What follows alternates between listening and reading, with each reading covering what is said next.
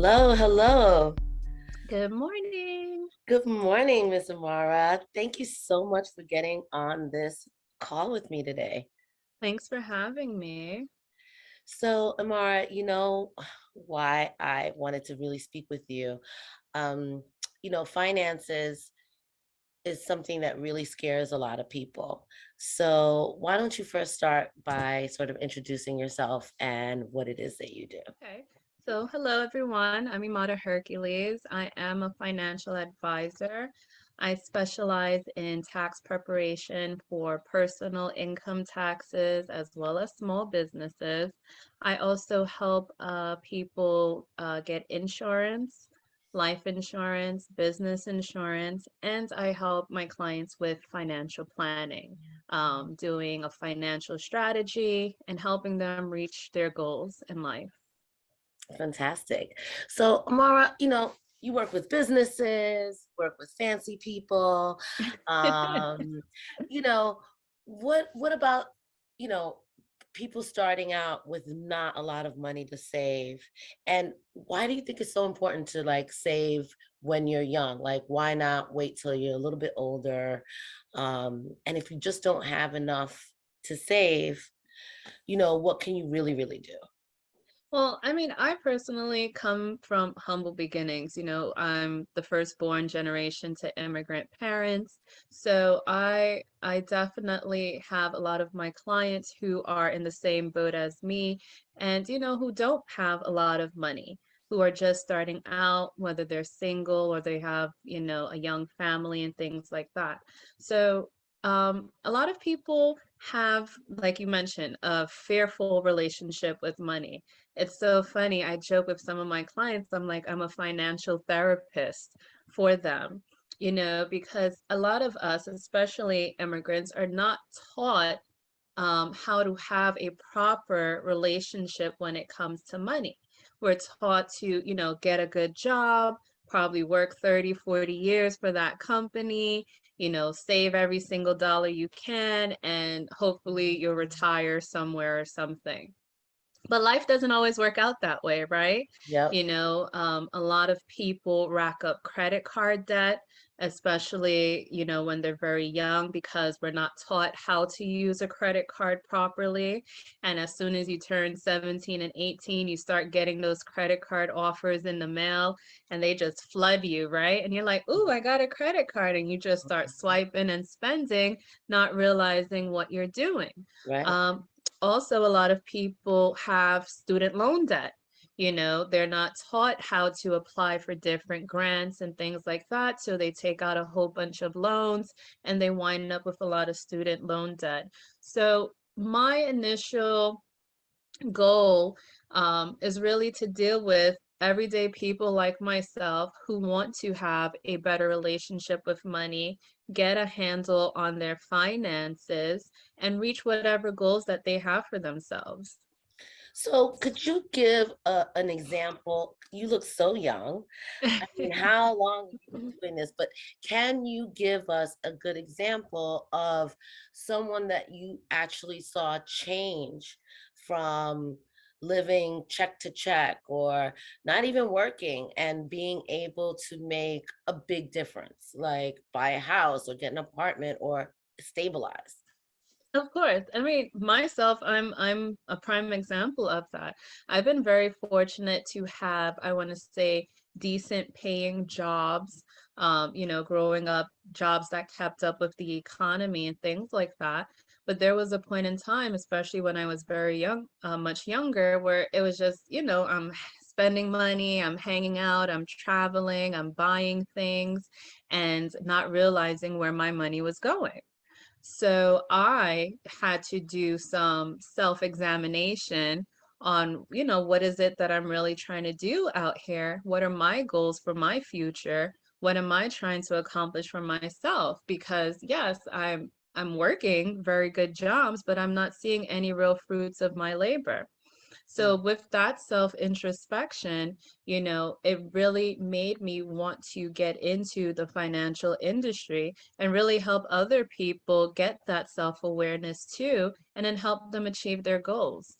So Um, that's the first step is that it's not about the money per se, it's about what your goals are. Like, what do you really want at the end of the day?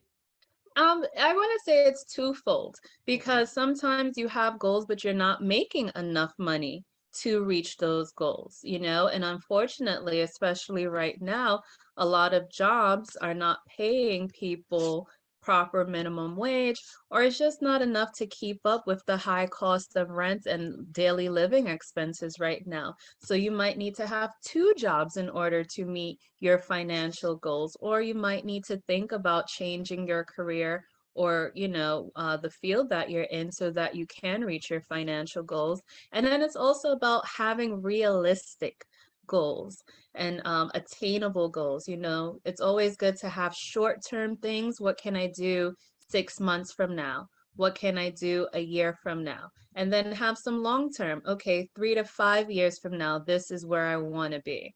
So it's I feel about setting those ladder stages, those steps. okay, because I really do feel it's hard for not just young people, but actually people to see far ahead in the future. So I think some people are really good at it. Some people love to plan, but other people are really, I'm a I can planner. I tell, I love can to tell, plan. I can tell. I'm not so much of a planner, but I do know that when I do plan, things tend to work out much better when they're Yeah. planned. It's very exciting when you do things unplanned, and they can work out really well too. But there is definitely a benefit to planning. So what you're saying is that you need a long-term goal, but you also need short-term goals, like little Yes. quick things that you can do. So let's say I was somebody who really is frustrated with my financial situation. Um, what is the first step in making a short-term goal? So one of the first things that I do with most of my, well, all of my clients who come on for financial planning is doing a budget. And I know everybody cringes at that word. They break out in hives. They get cold sweat when they heard the word budget. So I usually like to say, let's look at your financial strategy. What are your everyday expenses? Where is your money going?